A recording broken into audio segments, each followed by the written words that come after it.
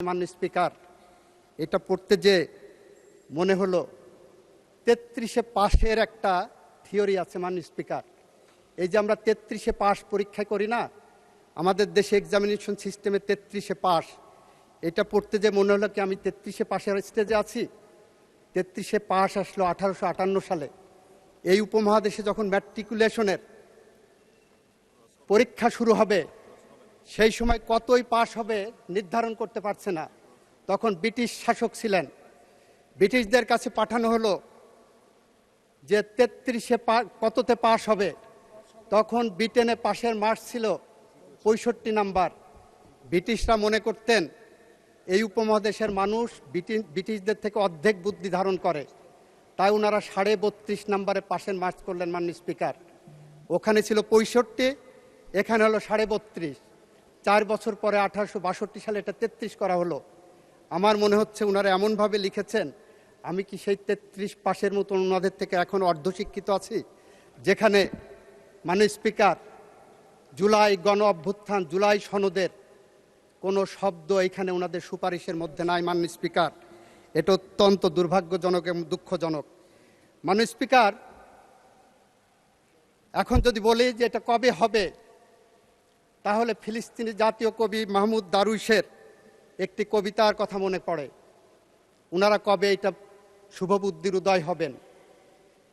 মাহমুদ দারুইশের প্রেমিকা তাকে জিজ্ঞাসা করেছিলেন, মাহমুদ আমাদের দেখা হবে কবে?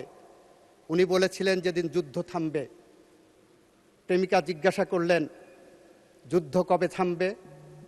উনি বললেন যেদিন আমাদের দেখা হবে।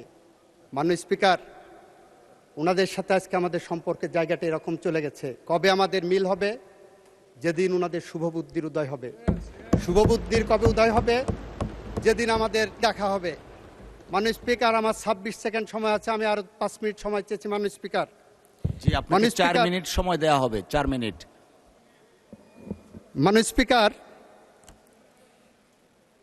আমরা এমন একটি সময়ের মধ্য দিয়ে পার হচ্ছি, যে সময় এই সংসদে আমাদের কথা বলার কথা ছিল মধ্যপ্রাচ্য যুদ্ধ, যে সময় আমাদের কথা বলার কথা ছিল বাংলাদেশের অর্থনৈতিক। 4 মিনিট বাড়িয়ে দেন প্লিজ। 4 মিনিট।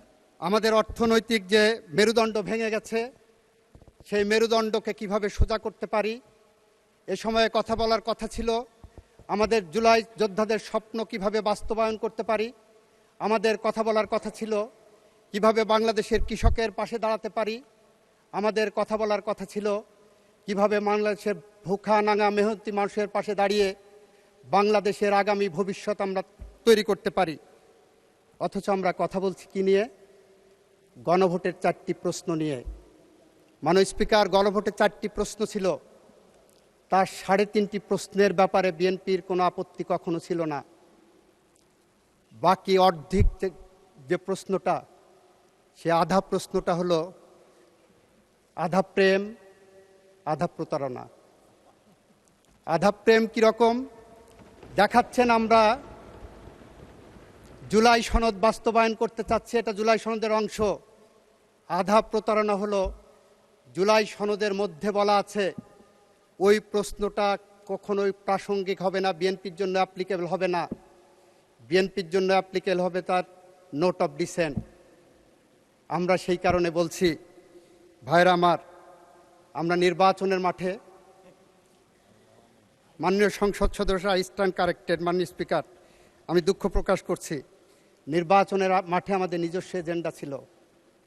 নির্বাচনের মাঠে যখন মা বোনের কাছে ভোট চাইতে গেছি, তখন শুনেছি বেহেশতের টিকিট নাকি কেউ বিক্রি করেছেন। মাননীয় স্পিকার, আমি নিজে কানে শুনেছি, আই এম দ্য উইটনেস।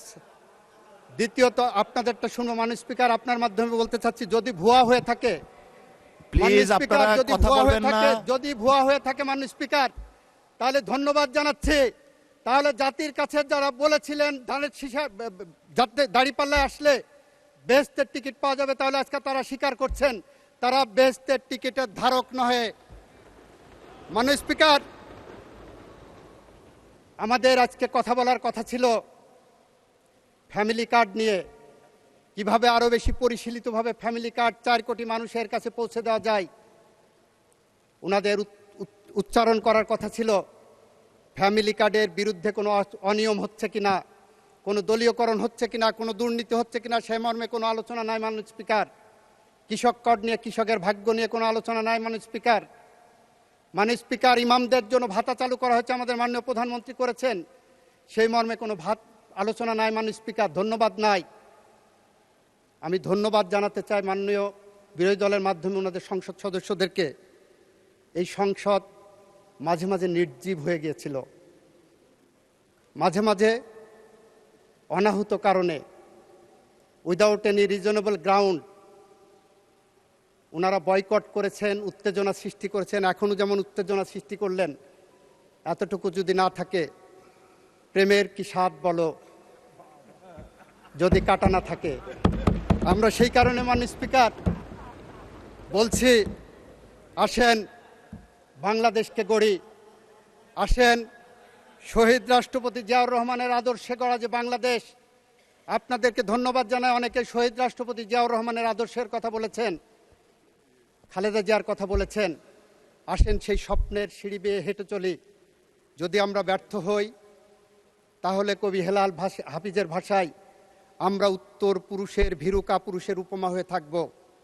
নিশ্চয়ই আপনারা সেটা চান না, আমরা তো চাই না। আসেন সেই পথ ধরে হাঁটি।